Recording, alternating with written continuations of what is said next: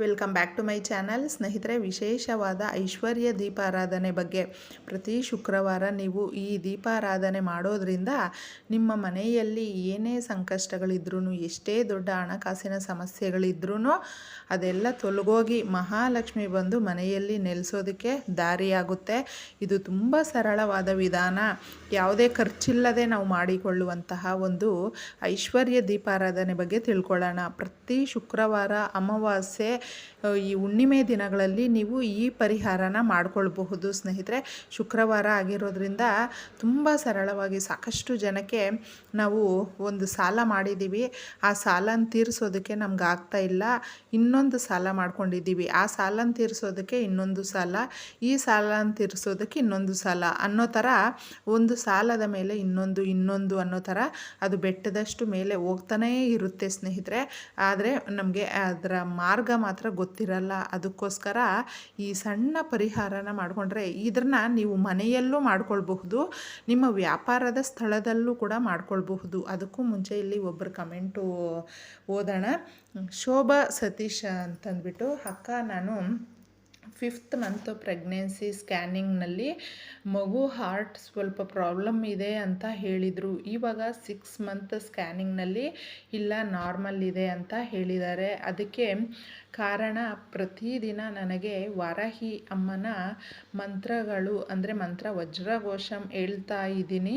ಅಮ್ಮನ ಆಶೀರ್ವಾದ ಮತ್ತು ನಿಮ್ಮ ಸಲಹೆಗಳು ಸದಾ ಎಲ್ಲರ ಜೊತೆ ಇರಲಿ ಅಕ್ಕ ಅಂತ ಹೇಳ್ತಾ ಇದ್ದಾರೆ.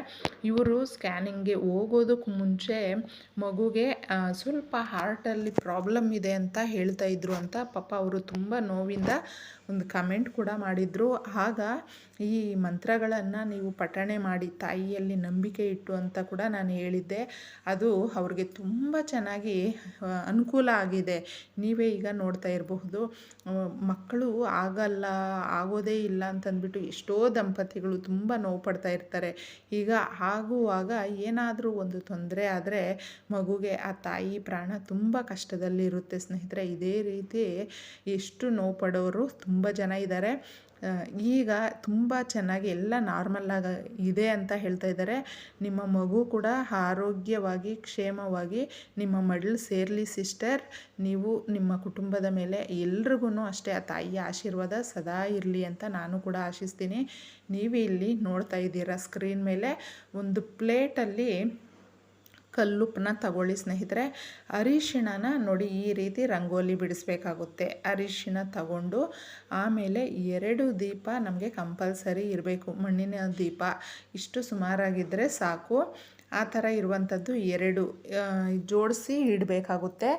ಕೆಳಗಡೆ ಇರುವ ದೀಪದಲ್ಲಿ ನಾವೇನು ಹಾಕಲ್ಲ. ಕ್ಲೀನಾಗಿ ನಾನಿಲ್ಲಿ ಇಳಿಸ್ತಾ ಇದ್ದೀನಿ. ಅದನ್ನು ಒಮ್ಮೆ ನೀವು ಪೂರ್ತಿಯಾಗಿ ನೋಡಿಕೊಂಡು ಮಾಡ್ಕೊಳ್ಳಿ. ಮೊದಲು ಪ್ಲೇಟ್ ತಗೊಂಡು ಅದ್ರ ಮೇಲೆ ಕಲ್ಲುಪ್ಪನ್ನ ಹಾಕಿಬಿಟ್ಟು ಅದರ ಮೇಲೆ ನೀವು ಅದನ್ನು ಸಮತಟ್ಟಾಗಿ ಮಾಡಿಕೊಂಡು ಅರಿಶಿಣದಿಂದ ಈ ಥರ ರಂಗೋಲಿನ ಬಿಡಿಸ್ಬೇಕು. ತೋರಿಸಿದ್ದೀನಿ. ಅದ್ರ ಸೆಂಟ್ರಲ್ಲಿ ಕುಂಕುಮ ಸ್ವಲ್ಪ ಹಾಕಿಬಿಟ್ಟು ದೀಪಗಳಿಗೆ ಗಂಧ ಅರಿಶಿಣ ಕುಂಕುಮ ಇಟ್ಕೊಂಡು ಈ 3 ಸೈಡ್ ಬರುವ ರೀತಿಯಲ್ಲೇ 2 ಬತ್ತಿನ ಸೇರಿಸಿ ಇಟ್ಟಿದ್ದೀನಿ. 3 ಥರ ಈ ದೀಪನ ನೀವು ಹಚ್ಚಬೇಕಾಗುತ್ತೆ. ಇದನ್ನ 2 ದೀಪಗಳನ್ನ ತಗೊಳ್ಳಿ ಸ್ನೇಹಿತರೆ. ಕೆಳಗಡೆ ಇರುವಂಥ ದೀಪದಲ್ಲಿ ಏನು ಇಡಲ್ಲ, ಆದರೆ 2 ಇಡಬೇಕಾಗುತ್ತೆ. ಅದಕ್ಕೋಸ್ಕರ ನೀವು ಈ ರೀತಿ ಇಟ್ಕೊಂಡು ನಿಮ್ಮ ಮನೆಯಲ್ಲಿ ದೀಪಕ್ಕೆ ನೀವು ಯಾವ ಎಣ್ಣೆ ತಗೊಳ್ತೀರೋ ಅದನ್ನೇ ಹಾಕಿ, ತುಪ್ಪ ಹಾಕ್ತೀವಿ ಅನ್ನೋದಾದರೆ ತುಪ್ಪ ಹಾಕಿ ಹಚ್ಚಬಹುದು, ಇಲ್ಲ ಎಣ್ಣೆನೇ ನೀವು ಪ್ರತಿನಿತ್ಯ ಪೂಜೆಗೆ ಬಳಸುವ ಎಣ್ಣೆನೇ ಹಾಕಿ ಮಾಡ್ಕೊಳ್ಬಹುದು. ಈ ರೀತಿ ನೀವು ಸಂಧ್ಯಾಕಾಲದಲ್ಲಿ ಮಾಡಿ, ರಾತ್ರಿ ಮಾಡಿದ್ರೂ ಕೂಡ ತುಂಬ ವಿಶೇಷವಾಗಿರುತ್ತೆ. ಅಂದರೆ ಸಂಜೆ ನಮಗೆ 6 ಗಂಟೆ ಮೇಲೆ ವಿಶೇಷವಾದ ಸಮಯ ಇರೋದ್ರಿಂದ ಈ ಸಮಯದಲ್ಲಿ ಮಾಡಿಕೊಂಡು ಮಾರನೇ ದಿನ ಆ ಕಲ್ಲುಪ್ಪನ್ನ ನೀವು ಒಂದು ಬಟ್ಲಲ್ಲಿ ಹಾಕ್ಬಿಟ್ಟು ಕರಗಿಸ್ಬಿಟ್ಟು ಆಮೇಲೆ ಸಿಂಕಲ್ಲಿ ಇಲ್ಲಾಂದರೆ ಯಾರು ತುಳಿದೇ ಇರುವ ಜಾಗದಲ್ಲಿ ಹಾಕಿ. ಆದರೆ ಗಿಡಗಳಿಗೆ ಮಾತ್ರ ಹಾಕೋದಕ್ಕೆ ಹೋಗಬೇಡಿ, ಗಿಡಗಳು ನಾಶ ಆಗುತ್ತೆ ಅಷ್ಟೇ. ಈ ರೀತಿ ನೀವು ಪ್ರತಿ ಶುಕ್ರವಾರ ಒಂದು 5 ವಾರ, 9, 11 ವಾರ ಈ ರೀತಿ ಸಂಕಲ್ಪ ಮಾಡಿಕೊಂಡು ಮಾಡ್ಕೊಳ್ಳಿ ಸ್ನೇಹಿತರೆ. ಅದರಲ್ಲಿ ತುಂಬ ಬದಲಾವಣೆ ಆಗುತ್ತೆ. ಹಾಗೂ ಎಷ್ಟೇ ದೊಡ್ಡ ಹಣಕಾಸಿನ ಸಮಸ್ಯೆಗಳಿದ್ರೂ ಅದು ತೀರೋಗುತ್ತೆ. ತುಂಬ ಚೆನ್ನಾಗಿ ಈ ಒಂದು ಪರಿಹಾರ ವರ್ಕ್ ಆಗುತ್ತೆ. ಆಮೇಲೆ ಈ ದೀಪಗಳನ್ನೆಲ್ಲ ನೀವು ತೊಳೆದು ಇಟ್ಕೊಳ್ಬಹುದು.